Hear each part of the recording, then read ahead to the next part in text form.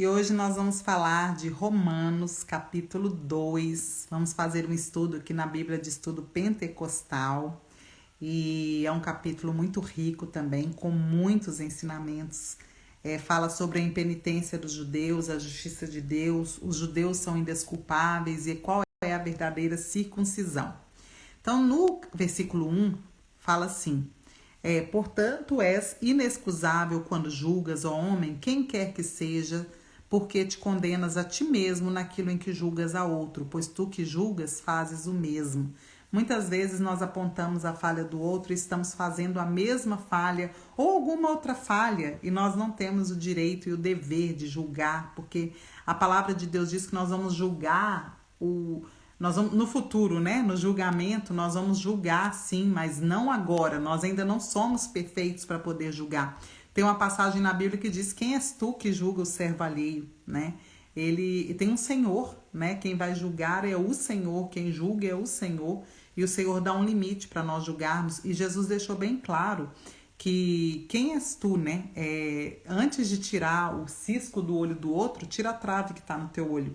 Geralmente, quem está procurando falhas nos outros, defeito nos outros, está com muito mais pecados dentro de si do que o próprio outro lá, né? Enquanto eu estou ocupada cuidando do erro do outro, eu não estou ocupada olhando, fazendo a minha própria análise, né? E pedindo para o Senhor me transformar. Quem sou eu, né? Eu sou uma pessoa que devo julgar, ou eu devo levar o amor de Jesus a toda criatura, independente do que ela faça ou deixe de fazer. Então eu preciso ter compaixão e misericórdia do Senhor, né? E aqui tá falando, no capítulo 1, Paulo mostrou que os gentios entregaram-se à prática do pecado. Agora, no capítulo 2, ele demonstra que os judeus praticam as mesmas coisas e igualmente precisam da salvação em Cristo.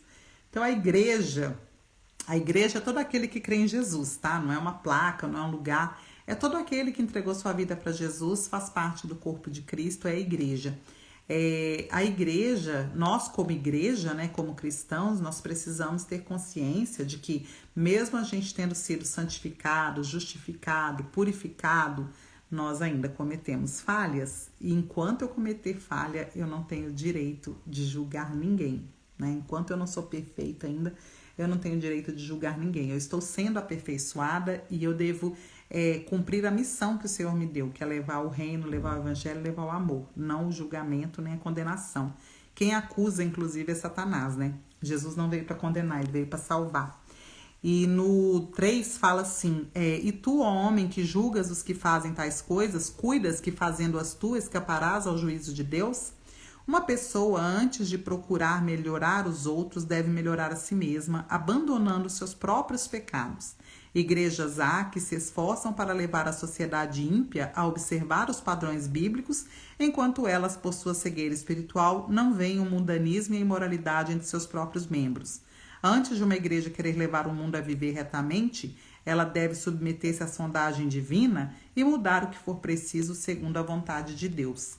Nós temos visto isso, né? Em tempos de eleição aqui no Brasil, faltam poucos dias para as eleições e nós temos visto pessoas apontando o dedo em todo o tempo para o ímpio, para aquele que ainda não teve um encontro com Jesus, que ainda não convidou o Espírito Santo para morar dentro de si, aquele que muitas vezes nem teve oportunidade de conhecer quem é Jesus, porque o Jesus que ele tem visto através da igreja não é um Jesus atrativo para ele, né? Porque ele tem visto pessoas que só acusam, que só julgam, que só brigam, que se envolvem em questões que não são para se envolver, né? Que colocam a sua esperança em política, em homens, em armas, em coisas humanas, né? E eles ficam assim, sem entender. É isso aí que é ser cristão?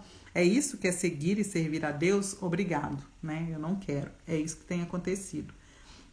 Porque a igreja está tão preocupada em condenar, em acusar, em apontar as falhas dos outros, né, que ainda não conhecem o evangelho, ao invés de pregar o evangelho, ao invés de olhar para dentro de si e ver onde eu preciso mudar, aonde eu preciso melhorar.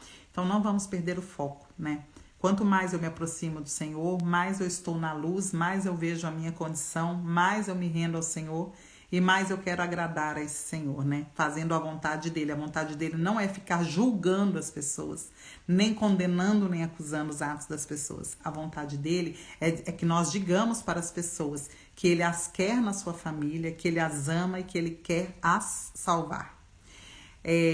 No 2,7 fala assim: a saber, a vida eterna aos que com perseverança em fazer bem procuram glória e honra e incorrupção. No próprio início do seu trabalho sobre a salvação, Paulo esclarece uma verdade fundamental no tocante ao modo de Deus lidar com a raça humana no seu todo. Deus castiga os malfeitores e recompensa os justos. 1. Os justos são os que foram justificados pela fé em Cristo e que perseveram em fazer aquilo que é certo segundo o padrão divino. Dão muito valor à glória que vem de Deus e buscam a vida eterna. São aqueles que buscam a imortalidade, fazem-no pela graça mediante a fé. Os fiéis terão honra e incorrupção na vida futura, mediante a perseverança em fazer o bem, pela graça eficiente que Cristo aqui lhes concede. E aqueles que praticam o mal são egoístas, desobedecem à verdade, têm prazer na iniquidade, colherão ira e tribulação. Então, que nós não sejamos aqueles que planta, né, ira, ódio, intolerância, julgamento, condenação, acusação. Nós somos aqueles que procuramos levar o amor de Deus porque nós somos alvo do amor de Deus. Até outro dia eu estava cega, cometendo atos de cegueira das trevas, escrava do pecado, e hoje eu fui liberta por Jesus, tenho o Espírito Santo dentro de mim, que me ensina cada dia como viver a vida que Ele preparou para mim. E aí eu levo esse amor, esse evangelho, esse nome, essa oportunidade a outras pessoas com amor, como chegou a mim. Não chegou a mim com acusações e condenações. Chegou a mim com muito amor, uma oferta mesmo gratuita do amor de Deus, e eu recebi, e minha vida nunca mais foi a mesma, né? E no 12 fala assim: porque todos os que sem lei pecaram, sem lei também perecerão, e todos os que sob a lei pecaram, pela lei serão julgados. Todos aqueles que continuarem na prática do pecado, mesmo não tendo nenhum conhecimento da lei de Deus, perecerão, porque têm uma certa medida de conhecimento do certo e do errado. Mesmo o ímpio, né? Ele tem na consciência dele a intuição do certo, do errado, do bom e do ruim, né? E muitas vezes eles praticam a vontade de Deus muito mais do que o legalista, do que o religioso, né? Porque existe uma diferença entre ser espiritual e ser religioso. Que o Senhor nos livre de sermos religiosos, porque é isso que Satanás quer. Ele não quer que ninguém se converta, mas os que se convertem, ele tenta transformar todos em religiosos. É isso que ele quer. E é isso que nós mais vemos hoje no mundo, né? Pessoas religiosas, não pessoas amorosas. Deus não salvará automaticamente aqueles que não vierem a conhecer o Evangelho, nem lhes dará uma segunda oportunidade depois da morte.